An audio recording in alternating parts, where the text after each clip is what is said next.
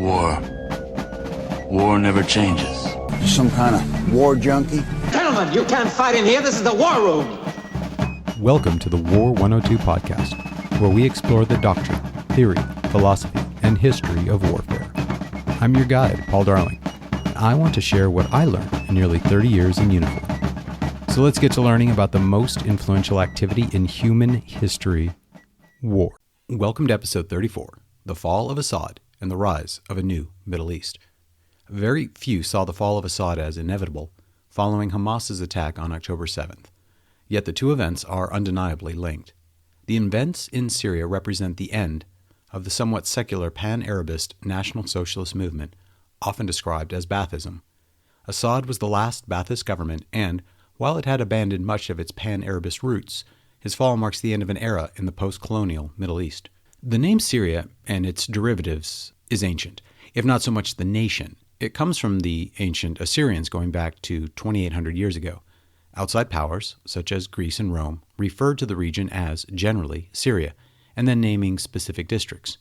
For Rome, they had Syria Coel, comprising most of northern Syria and parts of Turkey, Syria Phoenicia, comprising Lebanon and the middle, and Syria Palestina, comprising the northwest of modern-day Israel. The Assyrians, as an independent power, ended by 600 BC, and the region from that time until the 20th century remained a province of other dominant powers for 2,600 years. From this region came the Aramaic language. As the crossroads of great powers from Arabia, Persia, Europe, the Caucasus, and Egypt, Syria has always been famous as a multicultural area. Its rough terrain, outside the coastal areas, and lack of major rivers aside from the Euphrates, kept many of these different groups isolated and unassimilated as major powers conquered the region with little interest in colonizing it. In 640 AD, Syria was conquered by the Islamic Rashidun army, and soon after Damascus was made the capital of the Umayyad dynasty, which lasted for about 100 years until the Abbasids overthrew the Umayyads and moved the capital to Baghdad. During the Crusades, much of Syria was controlled by Europeans until removed by the Kurd Saladin. The Mongols captured most of Syria until they were defeated and expelled by the Egyptian Mamluks. Tamerlane returned control to the Turco-Mongols in 1400. However, by the end of that century, sea routes to the east diminished the importance of the region, and the Ottomans invaded in 1516 and seized control. Much of the reason the Ottomans maintained such a large empire for so long was their hands-off approach. The Ottomans recognized 9 separate ethnicities which were allowed to maintain their own language, custom, and courts. These ethnicities were Shia, Sunni, Syrian Orthodox, Greek Orthodox, Maronite Christians, Assyrian Christians, Armenians, Kurds, and Jews. With a brief period in the 19th century when the Egyptian Ibrahim Pasha, who was a commander of the Ottoman empires, attempted to overthrow the Ottomans and briefly controlled parts of coastal Syria, including modern Israel. Ironically, the British and Austrians intervened and threatened sea trade to Egypt if Pasha did not relinquish his gains back to the Ottomans, which he quickly did. The Ottomans retained control until the end of World War I, when the defeated Turks lost both their name and empire. 2 diplomats, the Frenchman François-Georges Picot and Englishman Mark Sykes, made a secret agreement in 1916 as to how to divide up this former empire. The north, comprising most of modern Syria and some of Iraq, would be a French protectorate. The south, comprising Jordan, some of Iraq, southern Israel, and a far larger Kuwait, would be an English protectorate. Palestine comprised the north of modern Israel and would be considered an international protectorate under joint French and Russian control. This before the Russian surrender in 1917 removed them from consideration. The discovery of oil in Mosul moved this territory from French to British control in 1918. Initially, the concept was for ethnic Arabs to rule, but this lasted only months as Faisal from the Hashemites, the family which once controlled Mecca, Baghdad, and now controls Jordan, was overthrown, and Syria went from a protectorate to a French-controlled mandate in 1920. The French general Girard saw 2 options for himself: either build a Syrian nation that does not exist by smoothing the rifts which still divide it, or cultivate and maintain all the phenomena which require foreign arbitration that these divisions give. The key point to the French point of view was that there was not, and had never been, a nation of Syrians, only a region called Syria.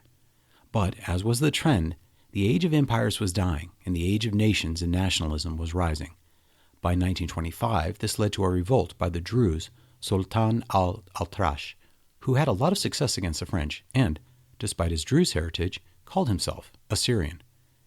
At the end of World War II, France was forced out of Syria, and, in 1946, Syria was, at last, an independent, sovereign nation. But it still lacked a unifying national identity. It attempted to find one under Pan-Arabism, and its first president, Koualti, was a Sunni who joined the allied Arab nations against Israel in 1948. The Syrian army, trained and led by many former Nazis, failed to do much against Israel.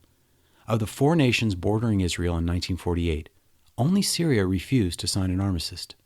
The next year, Koualti was overthrown in a coup, arguably organized by the CIA, but certainly helped by the dissatisfaction with the government's failure to destroy Israel. He fled to Egypt, where he struck up a friendship with Gamal Nasser, who had overthrown King Farouk of Egypt and seized power.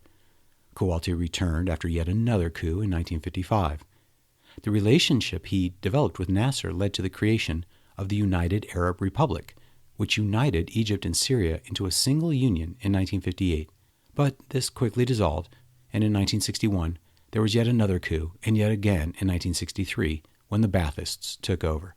The Baathists were a national socialist organization dedicated to unifying the Arab world into a single state. Most Arab countries had a Baathist wing, but the movement only ruled in Syria and Iraq.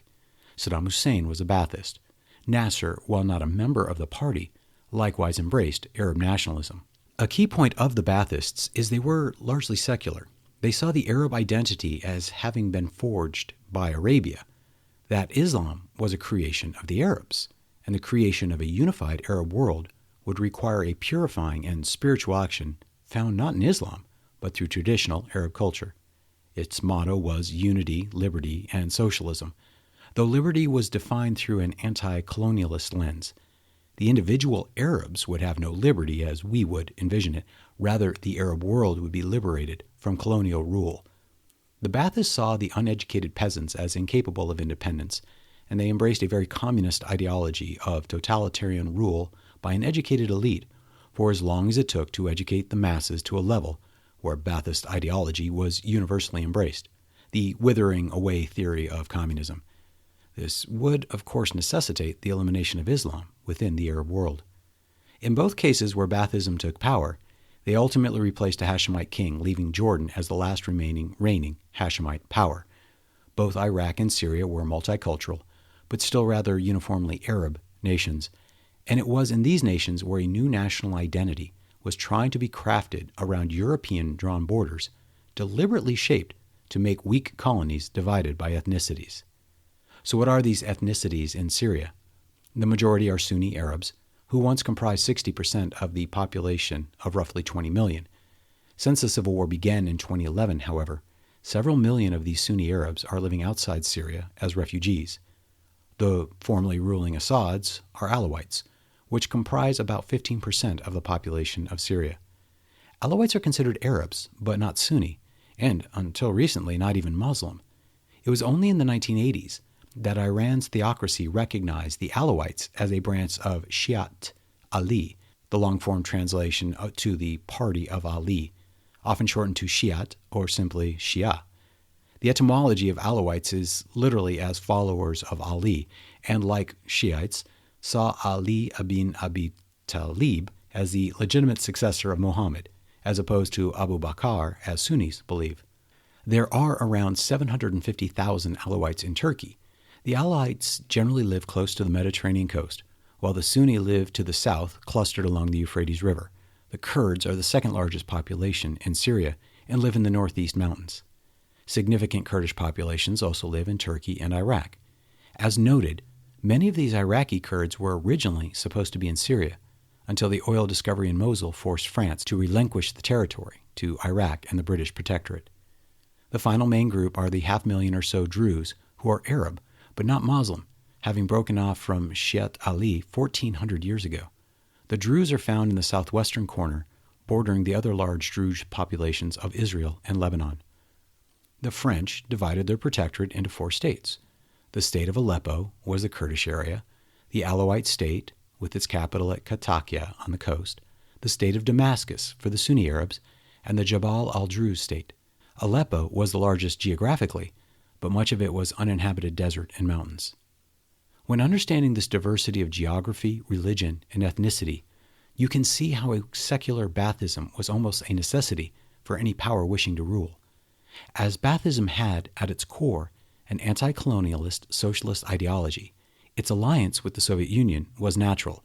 Thus, the long-term association of Baathists with the Soviet Union and, later, Russia. It was also the Alawites' loose affiliation with Shia Islam that led them to lean heavily on Iran, diplomatically, economically, and militarily. Saddam Hussein shared the alliance with the Soviet Union, but for many reasons could not align with Iran. In both cases, an ethnic minority ruled a country with secular socialism and totalitarian dictatorships. With the overthrow of Saddam Hussein and the deliberately induced chaos of the color revolutions throughout the Middle East, anarchy threatened this repressive stability. As noted in last week's episode, the sine qua non of successful insurgency is a safe haven. A fractured Iraq provided that for a Sunni-led insurgency fighting in Syria. Likewise, the Kurdish region's inherent ruggedness provided refuge for rebellious Kurds in the absence of domination by Saddam's Iraq and Turkey. The Russian connection to the Assads dates to the Soviet Union's anti-colonialist support, as well as a natural friction between the Western-aligned, openly Sunni Muslim monarchies of Kuwait, Saudi Arabia, and Jordan. This also leads to a natural friction between Shia Iran and the Sunni Arabs, with the Alawites aligned with the former, both by faith, but more so countering the power of the Sunni majority. Saddam Hussein provided a balance of sort by being a Sunni Muslim, but also a Baathist. He was not aligned with Iran, nor with the Sunni monarchies, aside from Jordan. Being a mutual Baathist, he provided a very loose alignment with the Assad regime.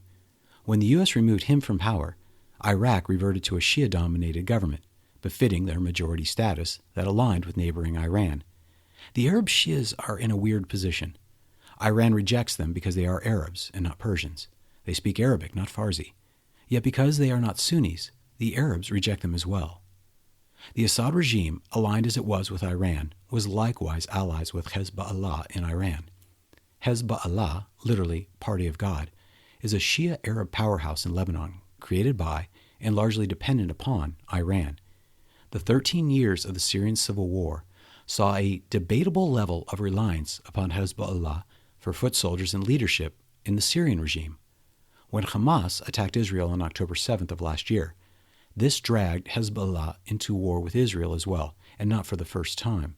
Hamas, despite being an offshoot of the Sunni Muslim Brotherhood, is primarily aligned with Iran for support, as Egypt sees them as a threat. Israel's sustained and highly surgical attacks on Hezbollah has destroyed its military capabilities. And, with Assad no longer able to draw upon Hezbollah's support, his Alawite forces, attrited by 13 years of fighting, were no longer capable of resisting the combined efforts of the weakened Turkish-supported Free Syrian Army in the north, the Kurdish militias to the west, and the ISIS derivative Tahrir al-Sham, previously known as al-Nusra, the Islamic State, and al-Qaeda in Iraq. It was led by al-Zarqawi, then al-Baghdadi, the subject of Shane Gillis's hilarious Trump impersonation, and finally Abu Muhammad al-Julani, who is now the current leader of Syria. One of the many, many ironies of this conflict is that Hamas and Tahrir al-Sham are both Muslim Brotherhood-inspired groups, and that, without Hamas attacking Israel on October 7th, its actual ally, the Assad regime, would still be in power. Had Russia not been immersed in its brutal quagmire in Ukraine, it may have had enough remaining combat power to support the Assad regime. During the Civil War, the Turks sought influence through the Free Syrian Army, which ultimately failed. It still thinks it can influence al-Julani, but I reject that. I think the history of non-Arab Ottoman domination for centuries will find that while Syrian Arabs were happy to have Turkish help, they will reject an overt Turkish alliance. For the new government of Syria needs friends, and I suspect those friends will be, overtly, the Saudi and Kuwaiti governments. Subtly, but crucially, Jordan, and very quietly, Israel. For despite al-Julani's bellicose talk, the reality is Israel has made overt and covert peace with nearly all its Sunni Muslim neighbors, Jordan and Egypt directly, and through the recent Abraham Accords, most critically Saudi Arabia and the various oil-rich monarchies of the Persian Gulf. Giuliani will most likely copy these regimes by speaking openly of their hostility to Israel and quietly working with them to consolidate power. The big loser, aside from Assad, of course, is Iran. Hamas is being destroyed, and Israel is in no mood to repeat the mistake of staying hands-off in Gaza. Hezbollah was highly dependent upon Syrian support and supply lines. Combined with the destruction of much of its infrastructure and leadership by Israeli action, its role as a power may be at its end. The Sunni Arabs and Christian phalangists of Lebanon will probably unite to finish them off. We will see. Russia, too, has effectively been expelled from the Levant, and the recent news that Sudan has refused the request of a port may reflect their waning influence in the greater region. Low oil prices hurts them as well. The Palestinian Authority in the West Bank will see itself increasingly isolated. It is losing support among the Gulf Arabs. UN support remains strong, but itself is dependent upon Western aid. EU support remains, but may be swayed away by the incoming Trump administration. Finally, the Kurdish dream of an independent state may be at hand. Turkey's bellicose attitude to its NATO partners and weakened Russian ability may not be able to stop it. A united Kurdistan throughout Iran, Iraq, and Syria will have unpredictable effects throughout the Middle East. Assad's falling will have ramifications that will affect the entire Near East and Muslim Ummah. The perception of Iranian ascendancy has been utterly destroyed. Their greatest support stems from their apocalyptic attitude towards Israel. However, in the absence of troops on the ground in the form of Hezbollah, Hamas, and Syria, their words will ring hollow, and a more pragmatic outlook may arise from the non-Palestine-based Arab world. And should borders dating from the 1940s start to be permanently rearranged to reflect millennia-old tribal and demographic realities, the second and third order effects of Assad's fall are incalculable. Ultimately, the fall of Assad is just a new start, not the end of change in the Levant. I think the largest change coming may be in Lebanon, whose civil war provides a strong context and one we will discuss next week. Thanks for joining us today. If you liked what you heard, please like, subscribe, rate, and comment. Most importantly, share with your friends. Join the conversation at the War 102 subreddit, and check out the War 102 Buzzsprout website for links to more information and supporting videos. Send me an email at war102podcast@gmail.com. I look forward to your comments and hope you join us again next week. See you then.